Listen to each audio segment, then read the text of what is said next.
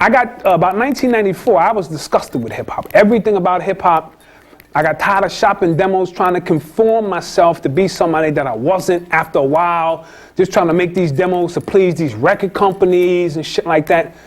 I said, fuck it, I left it alone. I went and became a bus driver.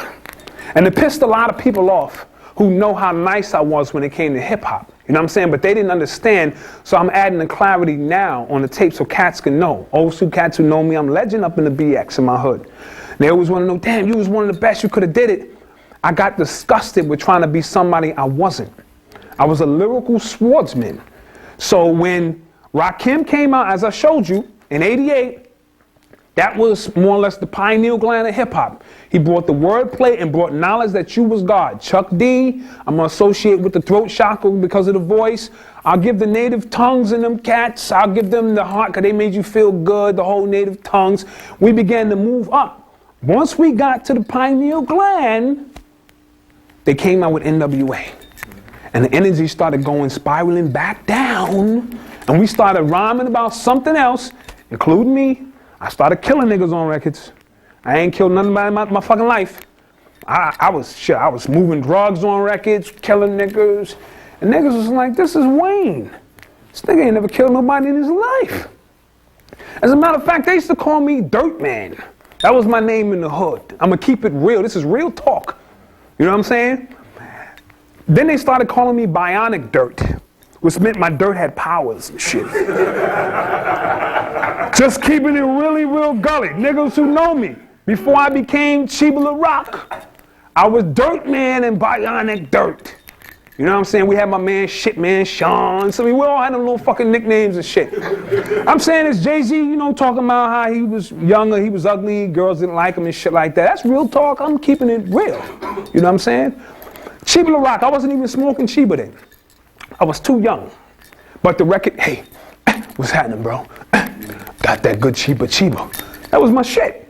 And my man brother name was MC Angel Dust. Now he was smoking dust. I will add that. His ass was smoking dust. But that's when you're looking up to the oldest shorties on the block. So I became Chiba Rock. And I kicked my little one round for y'all, you know, little 4-bar shit that took all my breath and shit like that back in the day. You know what I'm saying? Then there are a couple of paradigm shifts in hip hop that I want to talk about. I want to talk 1979, I want to talk 89, and I want to talk 99. You know what I'm saying? We also want to talk, before this point, before 1979, hip hop was the chaos realm. All right? It had no true form. It was chaos. Niggas doing routines, offbeat, on beat, the DJ fuck up, no problem, keep it real. You know, get back on, that's just what hip hop was. As Panic mentioned, when a lot of MCs from the chaos realm tried to go into, you know, put shit on wax, it didn't sound the same because it's different than standing in front of a mic like this and all your lyrics and you gotta keep taking it, doing over because you gotta get the lyrics fucking perfect.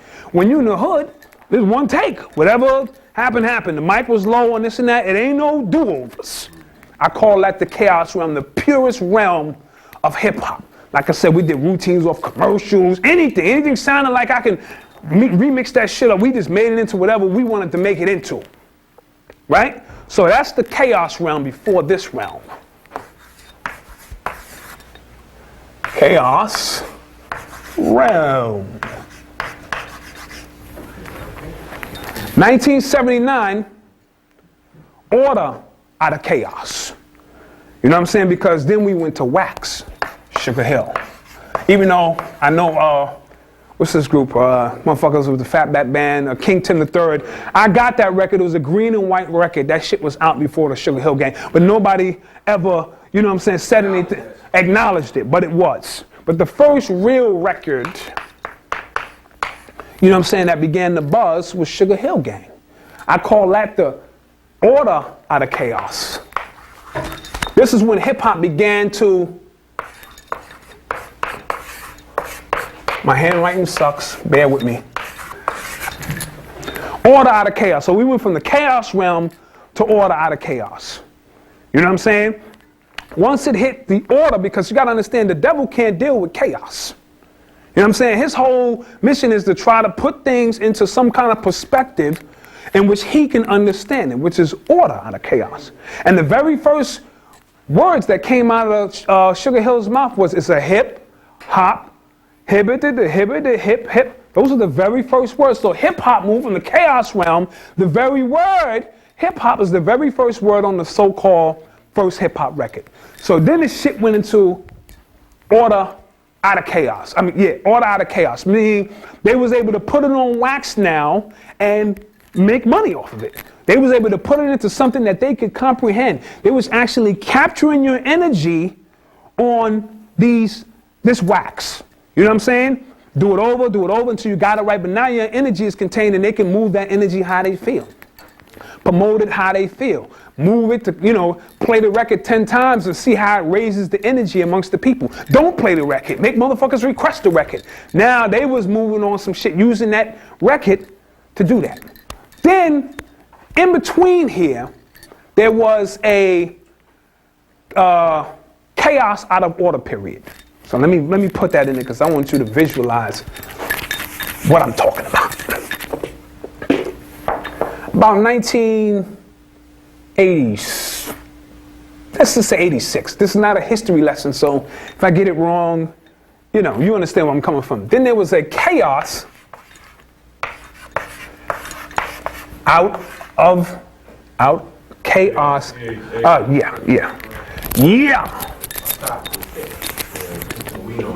Yeah, right. Of order. Meaning, they began to capture our spirit on record here. You know what I'm saying? We began to reascend, even though we were on wax. The energy of the people began to rise again in 86, KRS-One, Rakim. You know what I'm saying? So I attribute that to the chaos out of order period. Then, in 89, Matrix. I attribute that when they finally had a system in place with N.W.A. that was going to fuck the game up. You know what I'm saying? When I speak about N.W.A., listen, when I speak about these hip-hop artists, I want to make this point clear too. I'm not talking about the talent of none of these artists. Like I said before, we know we're the most talented people in the world.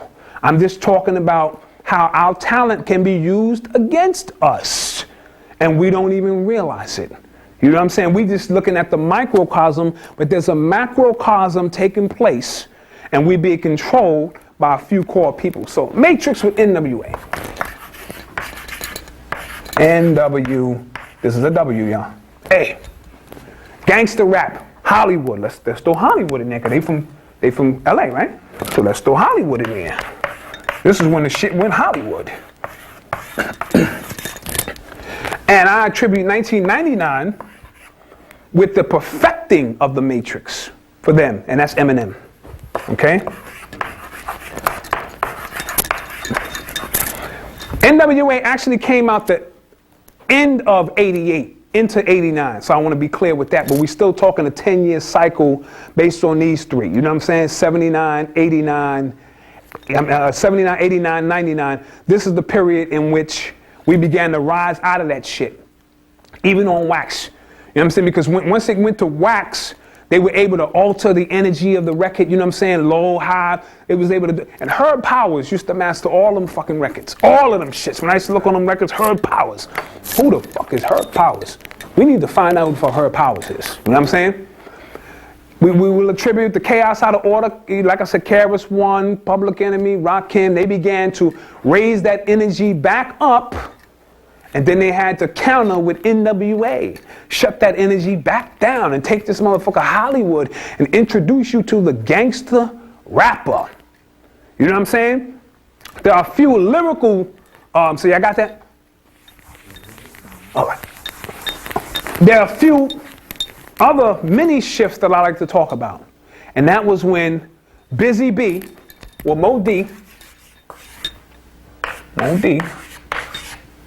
took out Busy B. This changed the game of hip hop. You know what I'm saying? First of all, I was hanging with fucking Busy Bee and shit, you know, because he the god. We chilling, we smoking a little herb and shit. And he said some profound shit to me. He said, yo, Black, because he used to call me Black. Yo, Black, I made Mo D. I'm getting high with this thing. I'm like, what? Fuck is you talking about? I'm like, yo, God, I'm high, but I ain't that fucking high, God. You got smoked in that battle, God. And he said, no, you don't understand. Before me, people knew of Kool Mo D with the Treacherous 3, but he didn't make his name and become the superior lyrical god until he took me out. And I understood what, you know what I'm saying, when he broke it down like that, I understood where he was coming from. Every hero needs a villain. Every great champion needs a challenger to solidify themselves in a historical perspective. You see what I'm saying? And this brought us from the partying age. Busy was the best. Throw your hands in the air, man. We're going to toss this shit up like a French salad, man. Oh, man. This is world famous. You know, this is master of ceremony. Then, Mo D came and said, you know what? Enough of this party shit. It's time to take these lyrics a little bit more serious about the shit we drop and put down. So then that's when he came with his shit. Hold on, Busy Bee, I don't mean to be bold, but put that ball, diddy ball bullshit on hold. Gonna get right down to the nitty grit. Gonna tell you a little something why you ain't shit. Ain't a nigga nuts that you ain't hog, and you even bitch your name from the love bog. Now I buy the nigga's name is some low down shit. If you was man, you'd be counterfeit. Cause record after record, rhyme after rhyme, always wanna know your zodiac sign. Then you change the shit to the favorite jeans. Tell me, Busy Bee, tell me what that means. Super duper party poo. Then he went off on some triple rhyme shit. You know what I'm saying? Remember that shit? That put all MCs in the game on notice. Now you gotta step your fucking rhyme game up to a whole nother level. Bottom line, you know what I'm saying? So that was critical. You know you got the KRS-One, KRS, Shan. Now this paradigm change wasn't as great, but when KRS-One stepped to MC Shan, what he did was he was lining himself up with the gods that came before him. You know what I'm saying? When Shan made the mistake, well, I'm gonna throw my X's up real quick and BX. Throw my X's up real quick. When Shan said he didn't mean to say it, but you know what I'm saying, sit and listen to, you know, a time with the name of the place, whatever the fuck he said, and he fucked up with that. You know what I'm saying? With that bridge shit. Sit and listen for a while to the name of the place. So now, whoa, why the fuck would you go there, player? So KRS-One returns with South Bronx. If KRS-One didn't come with that song, who knows what people would have thought hip-hop started or where it would be now. You know what I'm saying? So that's significant in hip-hop because with the reason KRS-One is who he is today, he's a great entertainer and all of that. You know what I'm saying? He's a great lyricist, but he lined himself up with some chaos energy. He started naming the parks, and he started naming the legends who never made it on wax. And he was taking that BX stand, you know what I'm saying, which was critical in hip-hop. So I wanted to mention that. Also mention,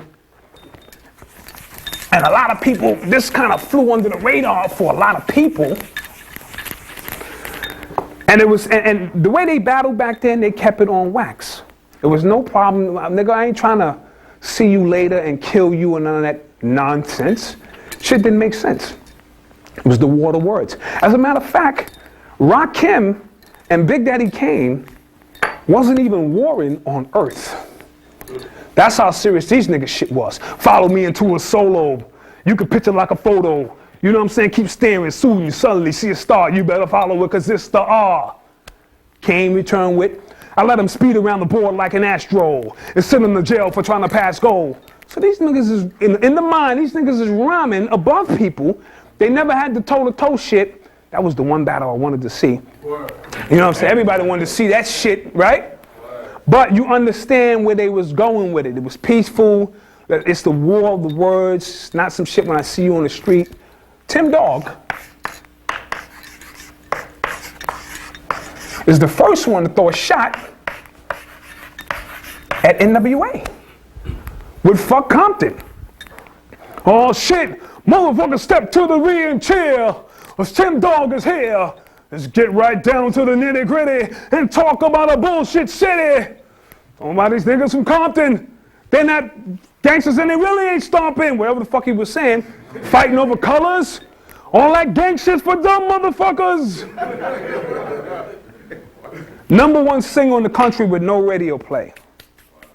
And it broke the spell for a lot of people. Because I was starting to believe that shit. I had niggas flying, these niggas is real.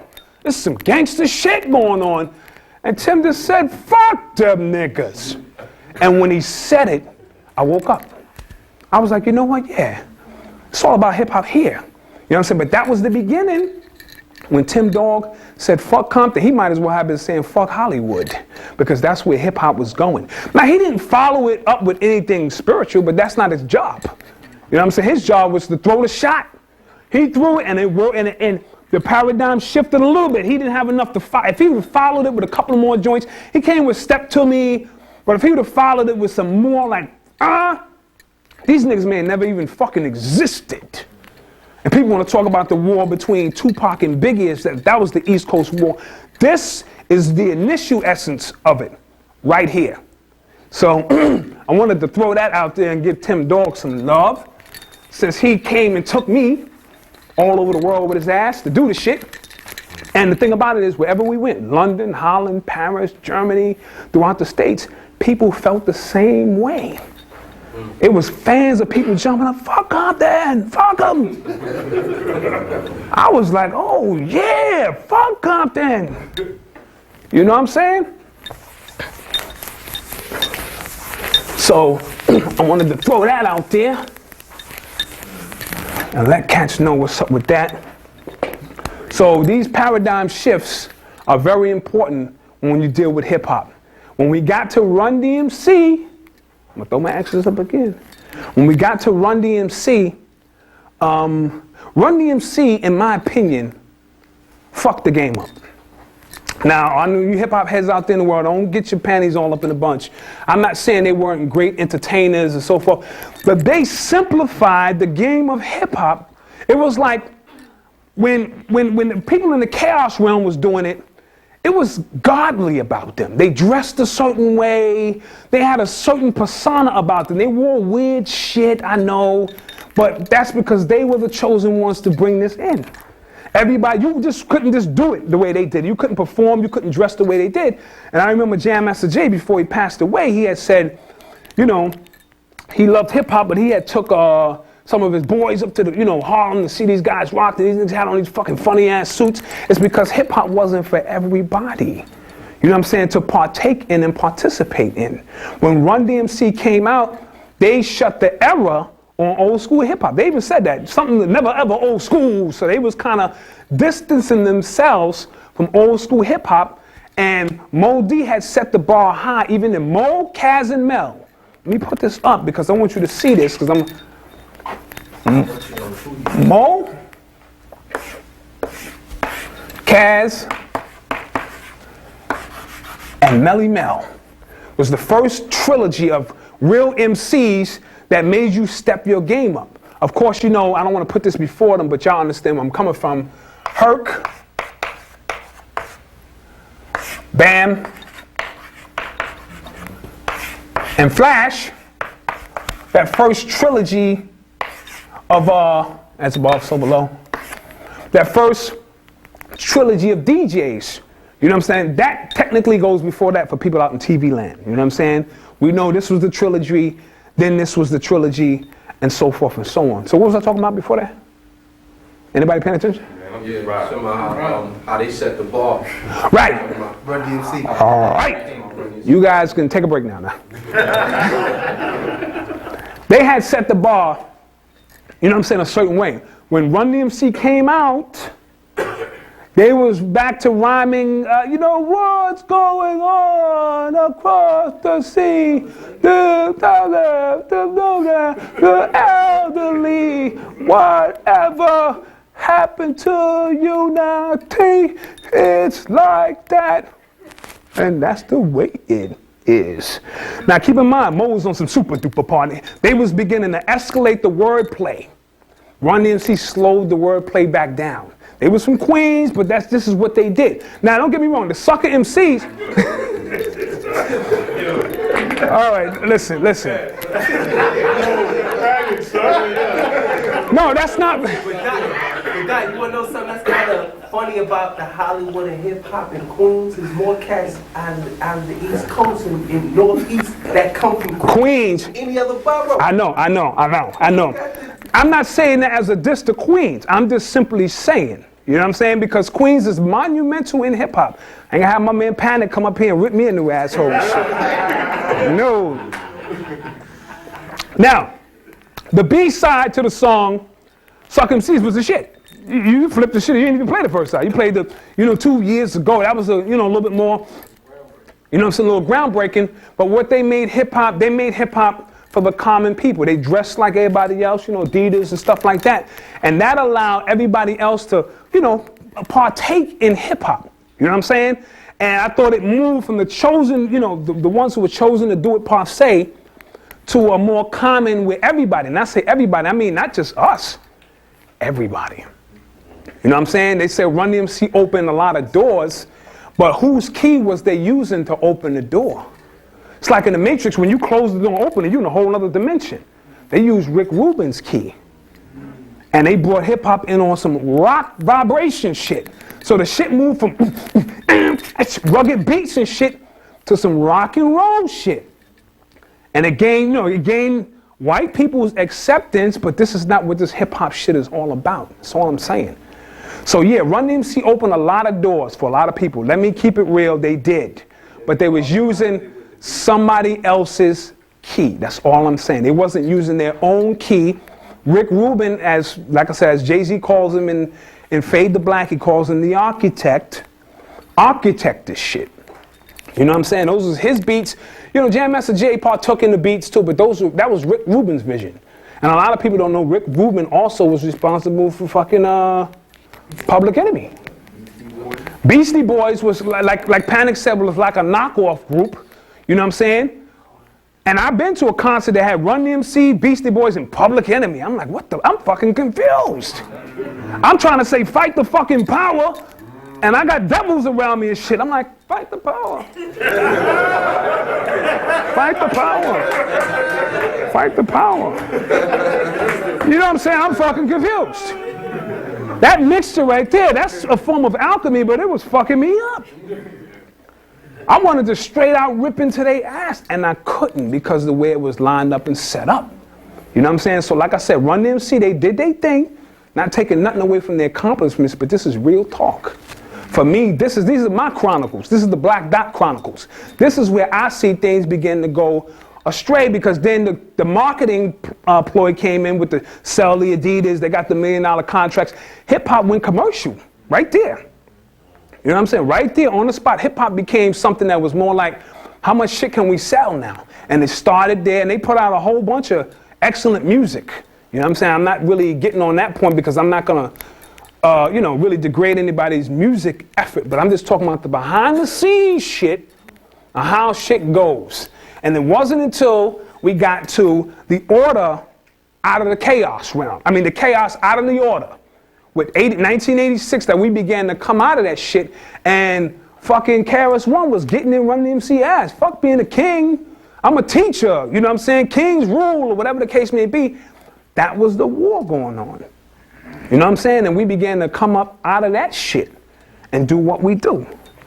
Now, what I want to do now is quickly, I started this out by explaining what got me to want to get into hip hop. I was on the bus, like I said, driving the bus, old ladies and shit, you know what I'm saying? And I would sit there and be talking to myself, because that's my private time. When I'm on the bus and I'm driving, don't talk to me. If you ain't got the fare, have a seat. If you have the fare, have a seat. Motherfuckers are showing me library cards. Come on. I don't want to hear your story. It's my fucking private time. This is, you know what I'm saying? The old ladies would catch me talking to myself and shit. The driver must be crazy. But I'm working shit out. When I distance myself from hip hop, when you step out of anything and look back in, you're able to get a different perspective. So my long relationship with hip hop from 78 to 94, we had a lot of issues that we needed to work out. So I'm driving the bus and I'm going over, you know what I'm saying, my thing, you know what I'm saying, for 10 years really. Looking in, you know what I'm saying, just like in relationship with a female, you start to say, damn, she was doing all that shit. That relationship was crazy, but you couldn't see it when you was in it. You know what I'm saying? It wasn't until Four Corners. Lord, this hip-hop master, I'd hide it. Big that up. This is the first article I did in Four Corners newspaper. It's called The New York Rhyme Story. And it was about the war between Nas and Jay-Z. You know what I'm saying? When they was going at it. And it's actually signed by Nas. You can't really see it. But it's signed by Nas. You know what I'm saying? And it's real weird because we hooked up on some real spiritual shit. You know what I'm saying? My girl, Tifa, was writing for them. And she was like, yeah, I'm writing for this hip-hop newspaper. And I had so much shit on my mind. I said, you know what? Yeah, let me, tell them you got a writer. So they gave me a little shot. And I came over with the New York Rhyme Story. And what they did was they sparked the fire back in me to even talk and deal with hip-hop. I got real psychological issues when it comes to hip-hop music. I hate it. And that's a real, you know what I'm saying? Meaning the way, I hate shit-hop. Let me say that. Not real hip-hop, shit-hop. You know what I'm saying? So I'm on my bus minding my business, but when the students are ready, the teacher, you know what I'm saying? When the student's ready, the teacher will come. You know what I'm saying? So when they put out this underground paper, Underworld, you know what I'm saying? So I was able to tap in and just, you know what I'm saying? Express myself to a lot of Brooklyn heads, and I want to show thanks for you, especially these cats out in Brooklyn that's been showing me love for my articles that I've been putting out in hip hop and giving me a chance to express myself. So all I'm doing now is putting a face to those articles, you know what I'm saying, and so forth and so on. But I want to big up Four Corners News for allowing me to express myself. We had some rocky times and shit like that. You can't print that, Dot. I'm like, son, but that's just how I feel about the shit. You can't print that shit, Dot. No, this paper's gonna go under. But overall, once I was able to express myself, it's been lovely.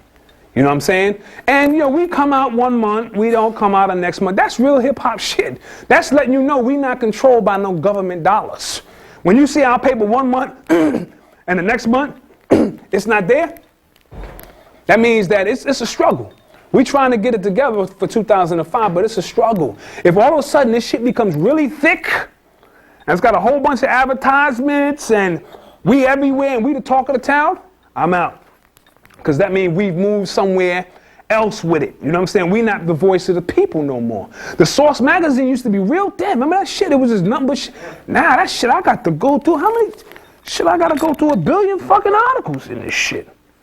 Double XL. I noticed they always got 50's name in red. I didn't know what that meant. I'm going to show you this. Red, 50's name. They got Jay-Z's name in red.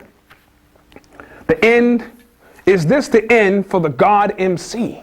Now they call him the God MC. In the very next issue, or 2 issues down, they made some comment shit like, let me find my shit, so I don't want you to think I'm lying to you. Is the best rapper alive a racist? So that's the play on words. They call Jay the God MC. And this nigga name is in red. Maybe that's just what they do. But look at this one. They got Young Buck and Lloyd Banks' name in black. 50 in red. I don't want you to think I'm making shit up. Biggie Smalls shit is in red. So I'm trying to figure out what's the deal with all this red shit. Oh, here's another one. Here's another one. Eminem and Dr. Dre in white. 50 in red. Yo, you just said it kills the blood vessels, red blood vessels. Kills red blood cells in your eyes and rushes oxygenated blood to the top of your head. When you read shit in red? Yeah. Wow, when you reading shit in red, the oxygen, this shit killing your blood cells. To make a long story short. It kills it, and your body recognizes it, and it rushes oxygenated blood cells to the top of your head through your eyes. That's some deep shit. Basically gives you more life or makes you excited, like psychologists say. Oh, right. That shit, right, makes you more excited, raises your energy up. So when you're 50, gotta buy that album. I don't know why I keep buying the same 50 album and shit. Let me get another copy. That's how that shit'll work. Let me get some water and shit. Okay, there's a couple of more of these cats I wanted to put up. Where's my... All right, fuck it, I'm gonna sell out. Oh, okay. I was about to sell y'all motherfuckers out. All right, I want to put Chuck D, KRS, and I'll say X-Clan. They dealt with the science. You know what I'm saying? All these three ran from this star configuration. Rakim, Kane, Coogee Rap. This was another star configuration. You know what I'm saying? This cluster, it seemed like they came in threes or something. You know what I'm saying? That was changing hip hop. You know what I'm saying? I even like this one. A lot of people like, I like Native Tongues. I like fucking Tribe. Yeah. Jungle. And De La. Yeah. You know what I'm saying? Star configurations and shit. And all of these influence you along the way if you're an MC. My whole journey was this shit, chugging along. Every time, you know what I'm saying, when I got here, I got on some next shit. You know what I'm saying? And when I got there, oh boy, we gonna get there today. We definitely gonna get there. All right, y'all still with me? Sure. We on some chaos shit. Now you see it, now you don't. Put them star configurations up. So as I refer to them later, you cats can understand what the fuck I'm talking about. You know? Star configurations. Now,